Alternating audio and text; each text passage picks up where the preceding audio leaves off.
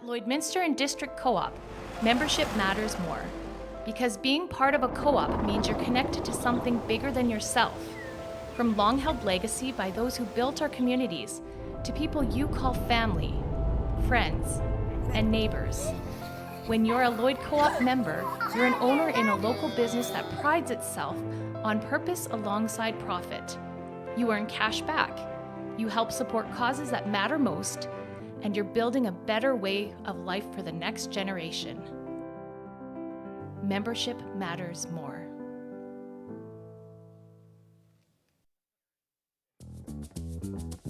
Local people. Local news and events.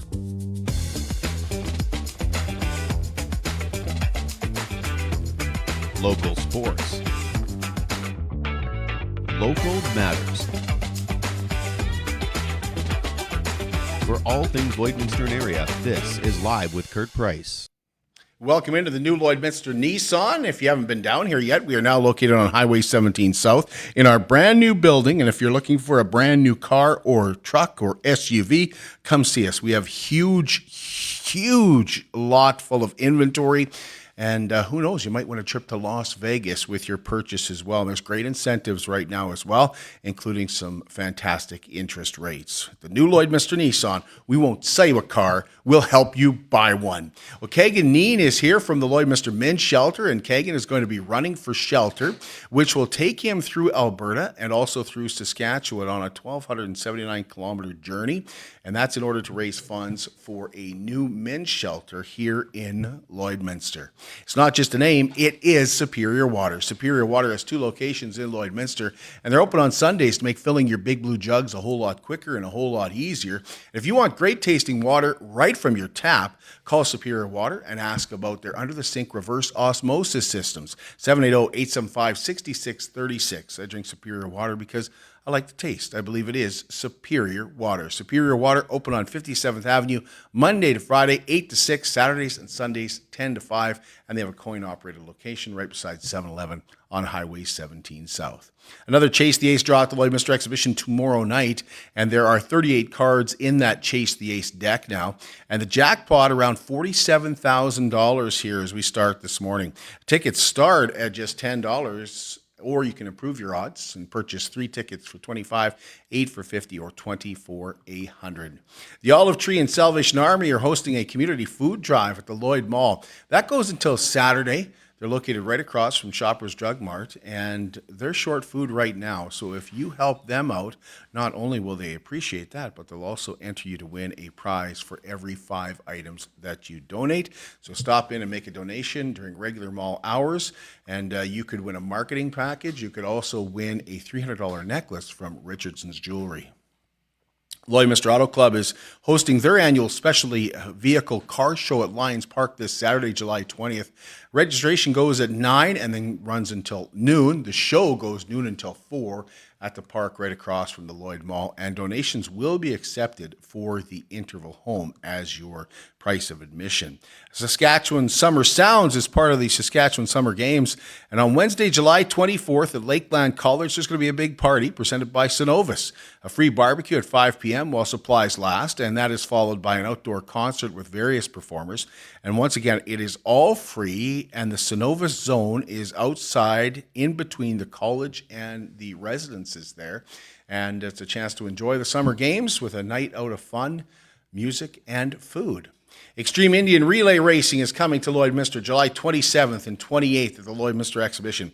General admission is only $20, with gates opening on Saturday at 5:30, with the races at 7. Sunday afternoon, the gates will open at 12:30. The races go at 2. And there's plenty more to do on site as well, like an indigenous market and more. BioClean Disaster Services is committed, certified, reliable, and they'll help you get your life back. They're going to take care of your property. They're going to take care of your belongings. But what BioClean Disaster Services is really going to do is take care of you and your family and get you back to where you were before the disaster. Not only are they your local restoration company, they're also Lloydminster's largest restoration company. BioClean Disaster Services, 1-833-246-8326. We'll take a break, and when we come back, we're going to find out about this walk running for shelter and what this walk or run could do for Lloydminster. It's more than just taxes at LNA CPA. Assurance, accounting, retirement planning, estate planning, business consulting, financial consulting, farm program support, and bookkeeping. But yes, there is always taxes. The team at LNA CPA is committed to helping you achieve your best results and will be there to assist you every step of the way. LNA CPA, with offices in Provost, Vermilion, and Lloydminster. How can you help support the oil and gas industry and jobs in Western Canada? The answer is closer than you think. Sell your scrap metals to PWM Steel. PWM sells scrap iron to Evraz, located in Regina. Evraz's #1 customer is the energy sector, building pipes and plates for the oil and gas industry. PWM Steel is your locally owned metal recycler and steel service center in the area. Plus, they're a strong supporter of the community. PWM Steel, your top steel supplier for Alberta and Saskatchewan for 40 years. At Jason Arden Associates Cooperators, we're proud to be a top-rated local insurance company that offers flexible solutions and expert advice for all your insurance and investment needs. We'll work with you to tailor your insurance specific to your needs, and we offer investment advice that always puts you first. At Cooperators, one of our core values is to give back to the communities that we live in. Thanks to the support of our clients in Lloydminster and area, in 2023, Jason Arden Associates has donated $40,000 to local nonprofits, charities, students, athletes, and other special events. How does your insurance company support our community? At CK McKean Roofing, they understand what it took to put that roof over your head for your family. With over 20 years of experience under their belt, they strive to show you that with their workmanship and their integrity. Not all roofing companies are created equal, and that's why CK McKean Roofing encourages you to focus on your most important investments, your home and your family. CK McKean Roofing. Roofers do it on top. At Diamond 7 Meats, we work with local farm families to provide a high-quality product and a great selection for you.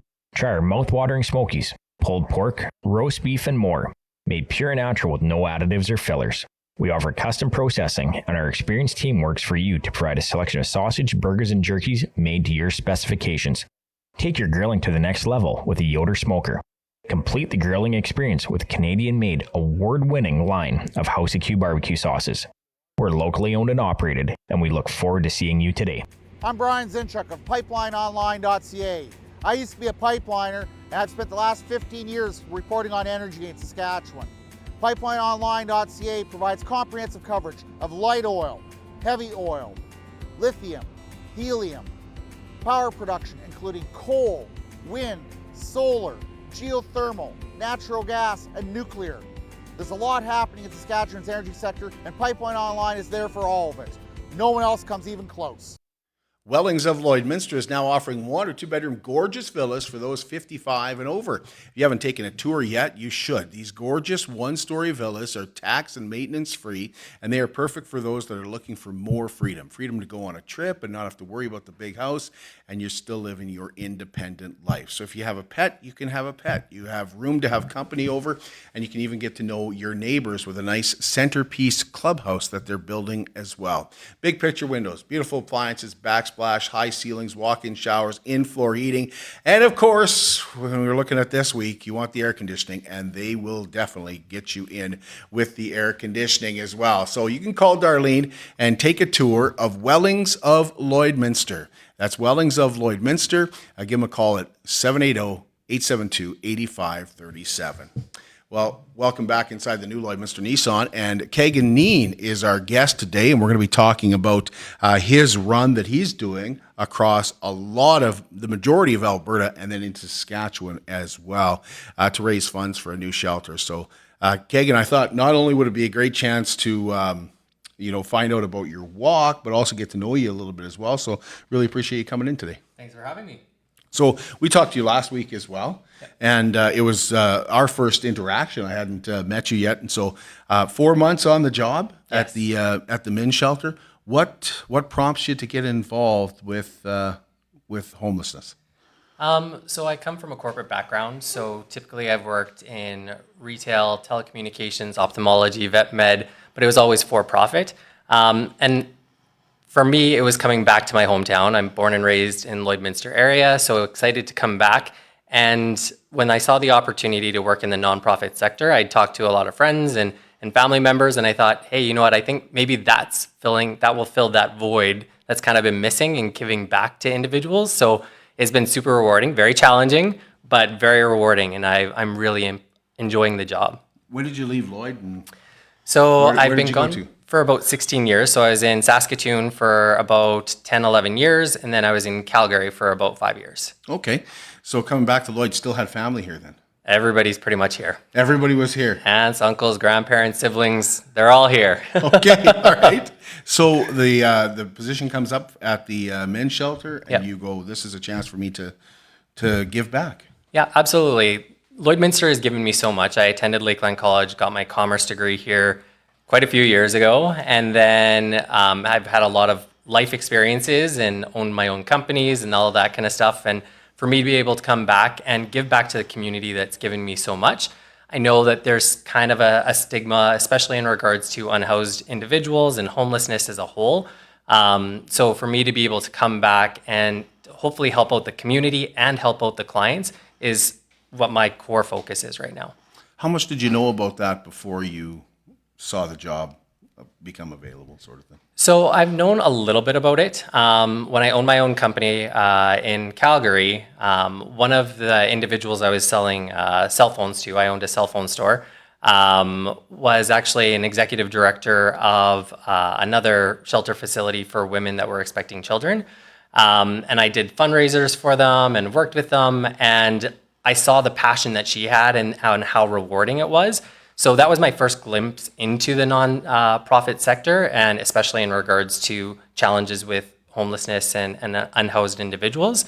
So when I left Lloydminster, there wasn't a shelter facility. There was the interval home and that kind of stuff, but nothing for the men. So talking to family and seeing some of the feedback from the community as well really opened my eyes that there's definitely a need. And since I've come into the role in March, I've seen that need continue to grow. So really wanting to give back and help not just the clients themselves, but also the downtown communities that are seeing these clients walking around every day and trying to help clean up things a little bit more. We'll get into that as a major reason why you're doing this walk, but is there anything that has surprised you in the 4 months you've been doing the job so far? Anything that was kind of unexpected? I would say planning for this run has been the thing that caught me and really shocked me, to be honest, is when we put the poster up in the shelter, the clients are super excited about it and they want to be engaged. They're like, oh, Kagan, can I bring my bike and I'll run with you? And or I'll ride my bike with you. And some of them are like, can I run with you? And they're even making small contributions as they're financially able to as well to help raise funds for this. So they're very excited about it, and that's something that brings me and my whole team a lot of joy, is just seeing how engaged they are for this run. So you want to build a new men's shelter in Lloydminster, but Kagan, if you look at Edmonton, Saskatoon, Vancouver, Calgary, we're seeing homelessness increase everywhere. Do you have an opinion as to why homelessness is There's so many different increasing factors, and the one thing that I've really noticed in my short time being in this position is just the cost of living. There's a lot of times that I think I mentioned it last week as well, where an individual said, hey, I want to donate a freezer, a fridge full of food and all my canned foods. And when I asked where he was moving, he said, I'm out of my house in 24 hours. And we're seeing that a lot more apparent. I actually saw a post on Facebook this morning saying the same type of thing. I have 2 days to be out of my place. Where do I store all my stuff? So I just find that it could be a neighbor that you don't know is struggling. Yes, some of it ties into addictions, but a big part of it also does come from mental health challenges that a lot of these individuals are facing as well. I got to get out of my house in like 2 days, Yeah, sort of thing. I couldn't imagine having that burden put on me and trying to figure out what am I doing with the rest of my life. I can't either. Yeah. Is there some that because we hear a lot about mortgage payments and increase in interest rates too. Yeah. Is that a factor as well? Absolutely. I think it's a multifaceted issue, right? And I think cost of living, mortgage rates, or even just rent, that's what I've talked to a lot of clients who have gone and rented, and then their landlord sold their property, or they ended up losing the property, and now they're back in the shelter facility. So it's a matter of trying to find that balance and proper supports so that we can get the clients so they can get back on their feet and then find their own permanent residence. A lot of these people working. Quite a few of them are. So we actually have a policy where if they leave after 10 p.m., if they are working, then we just need a supervisor's note saying that they're employed, so that they can come back. Because if you leave after 10 p.m., you can't come back in until 5 p.m. the next day, just because we don't want clients walking around the streets in the middle of the night and stuff as well. So it's a way that we can make sure that clients that are actually out and working are actually legitimately working. How many beds does the current men's shelter have? 28 beds. What is in the men's shelter? Like, I don't think a lot of people have been to the men's shelter.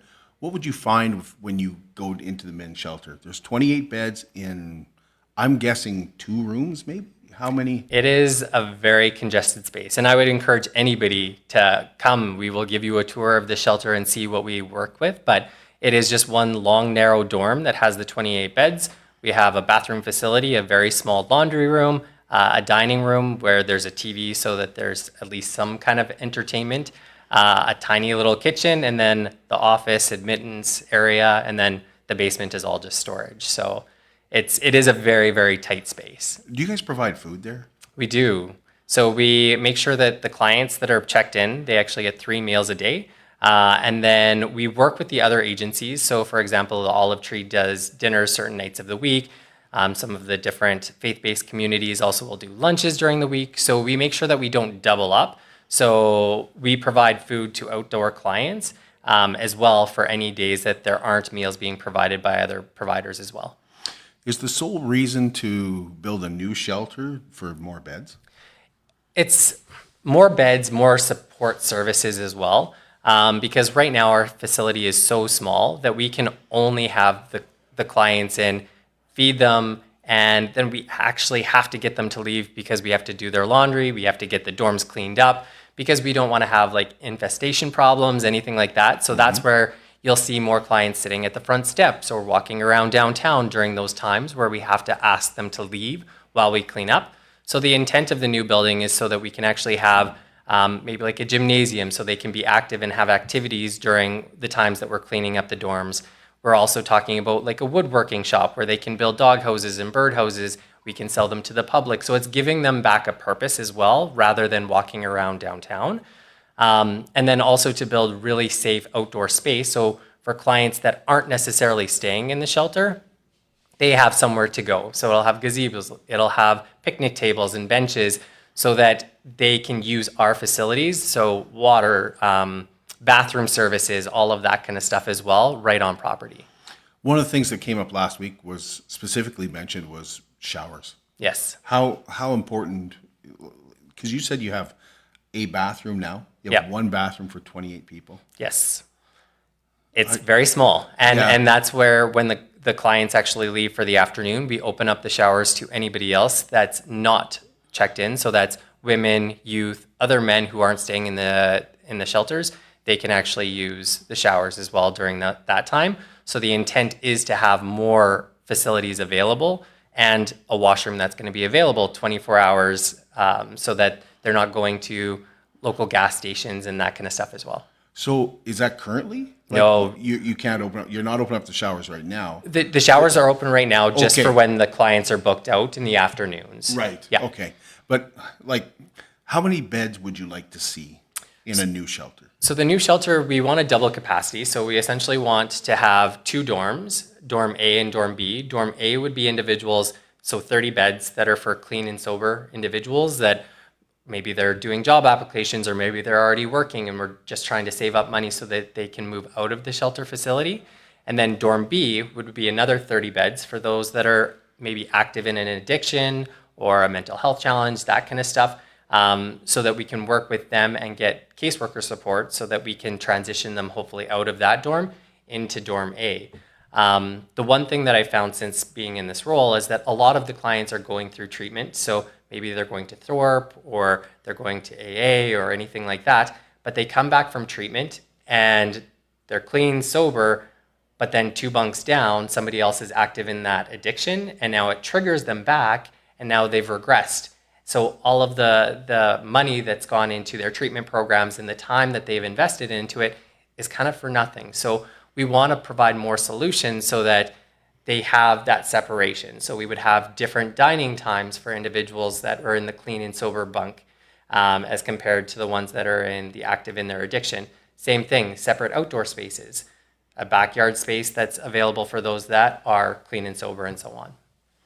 What would you do with the old men's shelter? Could you sell that and make any money, or what's the plan there? So we've talked about it as at a board level, and one thing that we are entertaining is actually converting it into a potential women's shelter as well. So there is, as we mentioned before, a huge demand for shelter services. So in the month of May, we served just under 180 unique individuals on top of the 28 guys that were staying in the shelter. In the month of June, we served just under 240 unique individuals. And of those 240, just over 80 of them were women. So they're women that maybe have been unhoused for a long period of time. They don't have the mental health supports, that kind of stuff. So we would like to open up another facility because the Interval Home does a great job with what they do. And we're so appreciative of that. But I feel like there is a bigger demand. So we want to make sure that we offer more solutions as well. When you say served, you mean feed, shelter? How can you shelter? So we can't shelter them right now. So for women right now, we will provide showers, hygiene kits. Obviously, we'll feed them, clothing. We've had amazing donations.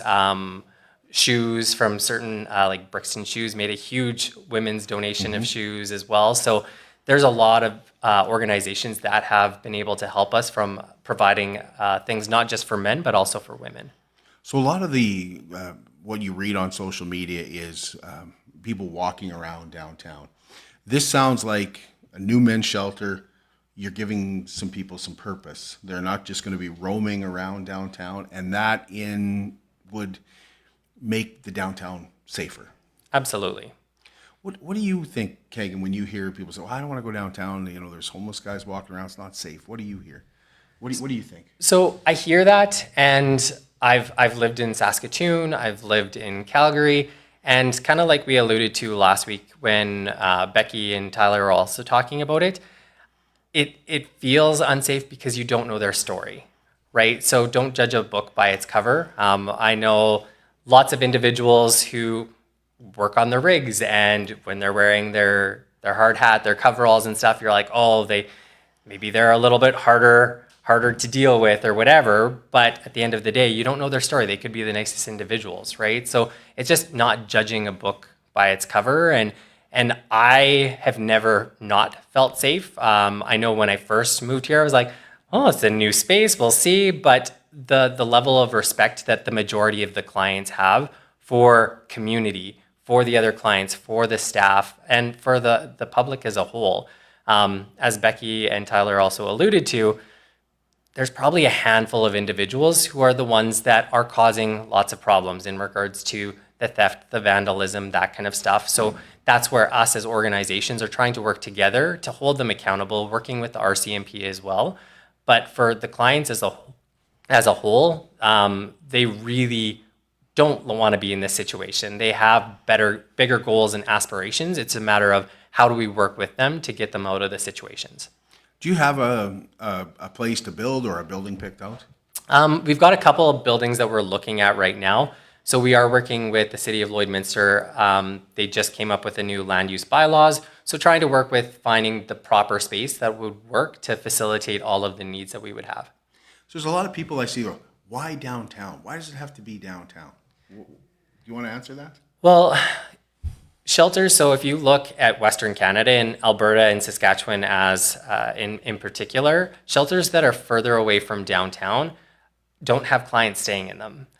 because downtowns typically have the essential services that they need. They've got the doctors, the healthcare, they've got the banks, insurance companies, the courts are there, all of that kind of stuff as well. So it's the fact that the clients can get the additional services that they need when they're trying to get their feet back underneath them.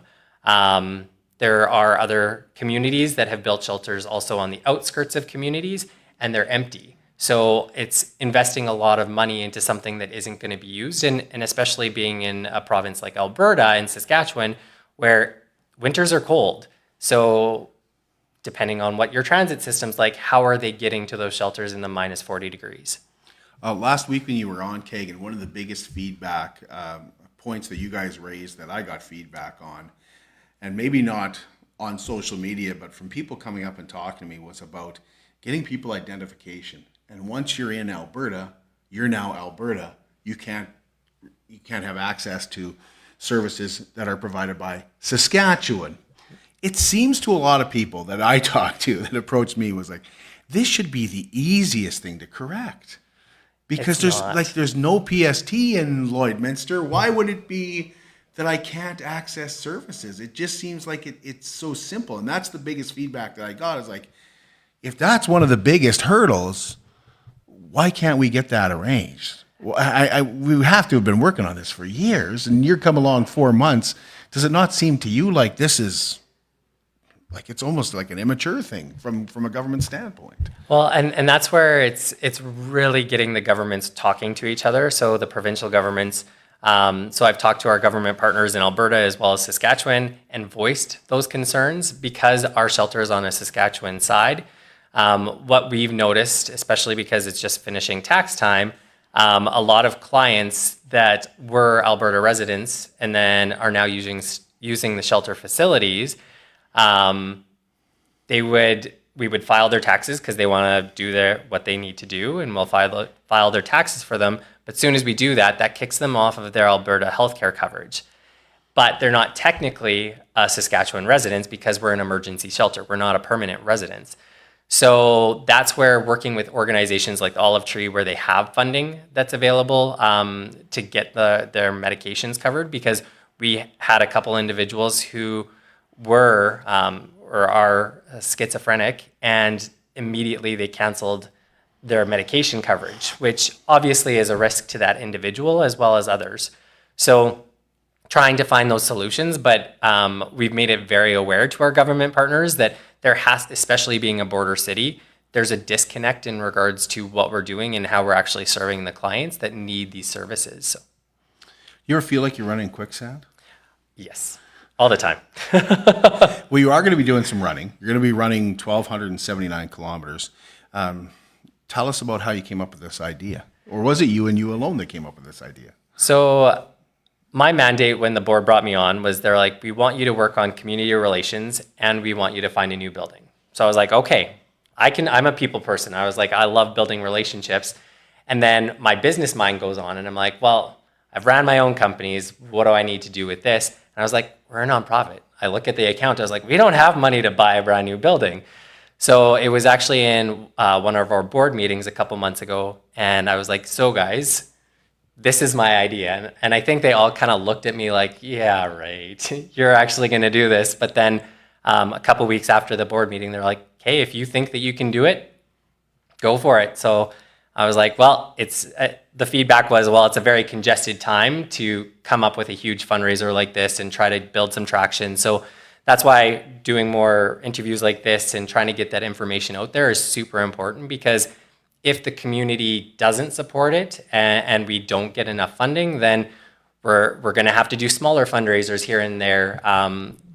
We've never actually done a capital fundraising campaign, so this is our first time asking for significant donations. And the reason why is because we are primarily funded from the provincial government of Alberta and Saskatchewan, covers our operational costs, but we need more now in order to help out the community and help out our clients. So tell us where you're starting from and when you're starting.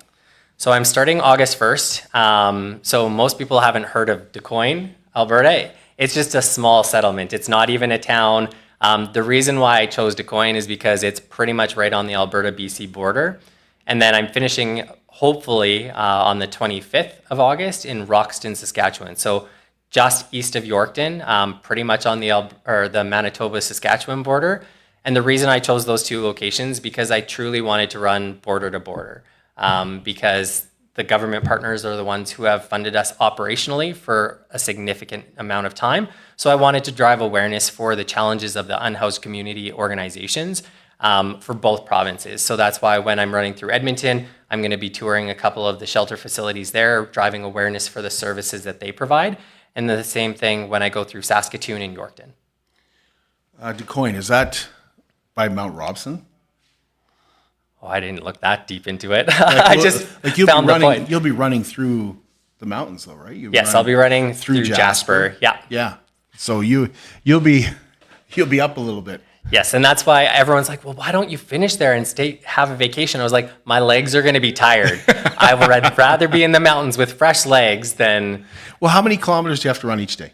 So I'm planning on running between 50 to 60 kilometers a day. 50 to 60 a day.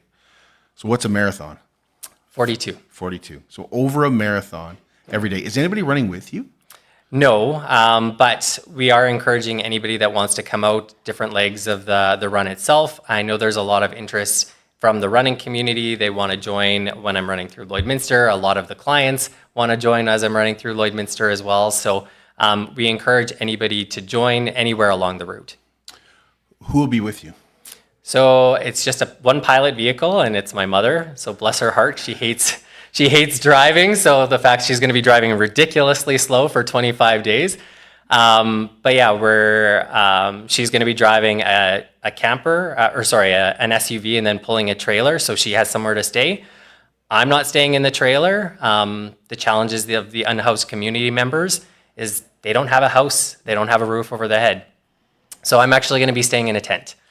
I hate tenting, so this is going to be part of my Instagram lives, TikToks, that kind of stuff. Me setting up a tent, not my forte either, but going to do it and stay in a tent every night, except for the first 2 nights because insurance company said there's cougars and bears. We don't want to take that liability. So the first 2 nights I will be staying in the trailer, but after that it'll all be in the tent. Right, that's a good point. Yeah. So what about food? What about all that stuff? What do you do? So we're just planning to bring a cooler, whatever we can, and then when we're running through the different communities, grabbing local grocery stores or anything that we can. And then, yeah, just the goal, depending on how much distance I'm doing each day, I'll be doing it in legs just so that I get proper recovery for my body. So if it's a 60-kilometer day, I'll do 20 kilometers early morning, 20 kilometers late morning, early afternoon, and then another 20 kilometers in the evening so that I'm getting proper time for my hydration and nutrition in between. How do you plan on raising funds? Like how will people find you to donate? So if you go to Lloydminster Men's Shelter, so if they're on Facebook, it's got the link so you can actually do the donation directly there. If you go to Instagram or TikTok, it's called Running for Shelter YLL. And that's got links for you to be able to make donations through Zephy. So with Zephy, it's a free platform that we can use so that anybody donating doesn't have to pay fees and that we don't have to pay fees as an organization for any of the donations. It does default to ask you for for covering the fees, but I suggest don't do that because nobody needs to pay fees. And then you can pay through cash at the shelter, check. We are setting up for e-transfer options as well. Have you got an amount of money in mind? Did you set a goal? So ideally, we'd like to get to around $300,000, and that's between the actual run itself as well as any corporate partners that would come on as a corporate sponsorship. So anybody that comes on as a corporate sponsor, they are going to get their brand and their logo on the pilot vehicle as we're driving through the 2 provinces as well. And then we do have our second annual charity golf tournament as well. That'll be on September 6th as kind of a celebration. So that's when we're going to talk about how much funds we were able to raise, and just kind of celebrate with the corporate sponsors. And then if anybody else wants to join the golf tournament as kind of that after party and celebration, that would be fantastic as well. You reach your goal. What's the timeline for this building? So the $300,000 is essentially what we'd be looking for a down payment. The actual costs for a building, the land, all that kind of stuff, we're actually looking at about $750,000 to $1.2 million. It's a significant investment. There are some grants that I can apply for once we've acquired the building for the retrofit and the renovations. So it's probably a good year and a half out. Once we acquire the building, we start the renovation process, because there's a lot of policies and things that we have to go through when opening a shelter facility. So it's still a little bit out, but we have to start somewhere. There seems to be a lot of excitement from the individuals we talked to with Tyler and Becky. What's the feedback been like from the rest of the downtown in knowing that you want to build a men's shelter? Because I find some people, well, if you build a bigger men's shelter, we'll have a bigger problem. What do you say to that? So I wouldn't say that we have a bigger problem. We have more solutions, because we can actually take more clients off of the street and out of the downtown. And that's why we want to have that outdoor space as well. So clients that aren't staying in the shelter, there's still a safe place for them to have privacy, so that they can have that dignity back as well. Because that's where a lot of the clients, as I said, they aren't the ones trying to cause disturbance. They just don't know where to go, right? So for us to be able to have a place where they have privacy and they have that ability to maintain their pride, right? And that we can work with them on what's that next step for them. So maybe they're not ready to stay in a shelter, because that is an actual fear, after doing a lot of research, that there's a phobia of actually being contained in four walls. So how do we work past that and work with them with different caseworkers? So, but in order to do that, we have a bigger facility. When you go through Edmonton, you go through Saskatoon, you're touring their facilities. Are you still raising funds for Lloydminster, or are you going to be raising funds for them as well? Just for Lloydminster. So this whole run is just for them, for us, but we want to drive awareness for all of the other shelters that are working so hard to take care of our unhoused community members. So what's the training been like? It's been gruesome. It's good. I typically am running right now between about 15 to 50 kilometers a day. So I run in the morning before I go to work, and then I run every night as well. Lately, I've been trying to throw some recovery days in there, just because I don't want to be burnt out before I actually start. But it makes for some long days when you're doing the 8-9 hour work days, and then you're doing 4 hours of running before and after. So. Is there a plan for when you come through Lloyd? Like you mentioned, some of the clients want to run, some of the running club will be here. How will we know, hey, look, Kagan has made it to Lloyd, sort of thing? Yeah, so there's going to actually be an event. I'm not sure what it is. There's some of the different running group members that have said that they want to start planning something. So just watch our Facebook, watch our website as well as the Instagrams, and they'll always be announcing what's going on. I will be running through on August 13th. So it sounds like there's a lot of different organizations that want to kind of celebrate the halfway mark. So yeah, it should be exciting. And what happens when you get to past Yorkton and it ends? You just get in the trailer, come home? Or pretty much, yeah. I picture you like back to work the next day. Like Forrest Gump, like now what? Like I'm done now. Yeah. I'm sure that's what I'm going to be like. Well, Mom, you can drive, and she'll be like, no, it's my turn. What am I forgetting to ask? About your run, or about the people you might want them to know something about the men's shelters?